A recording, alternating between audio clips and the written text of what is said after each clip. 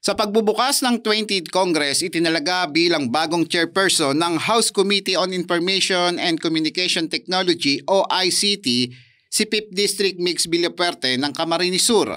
Sa social media post ng mambabatas, nagpasalamat siya sa House Leader sa pagkakatalaga sa kanya bilang chairman ng committee ng ICT. Aniya, isusulong niya ang mga bagong panukalang batas para sa mabilis na teknolohiya, pagpapalakas ng internet connectivity na sinimulan sa Camsur at papalawigin sa buong bansa lalong-lalo na sa mga coastal area.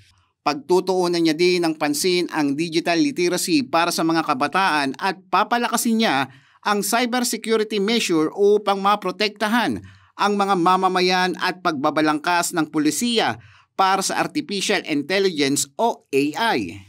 Samantala, ayon kay Governor Elroy Villapuerte, naniniwala siya na magiging epektibo ang pamumuno ni Congressman Mix Villapuerte upang maisulong ang mga programang magpapalago sa sektor ng ICT.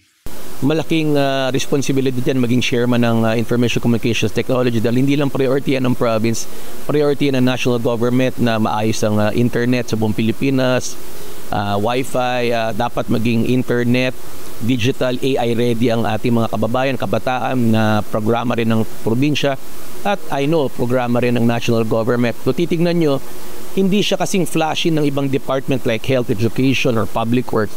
Pero kung titignan mo, ang digital infrastructure program ng gobyerno ay napakalaki.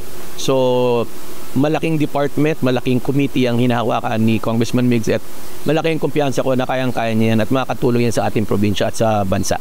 Sa pagkakatalaga bilang chairperson ni Congressman Migs Villapuerte, umaasa ang buong lalawigan ng Camarines Sur at buong bansa na magdadala ito ng positibong pagbabago pagdating sa digital development ngayong digital age. Eli Balbin, CSN.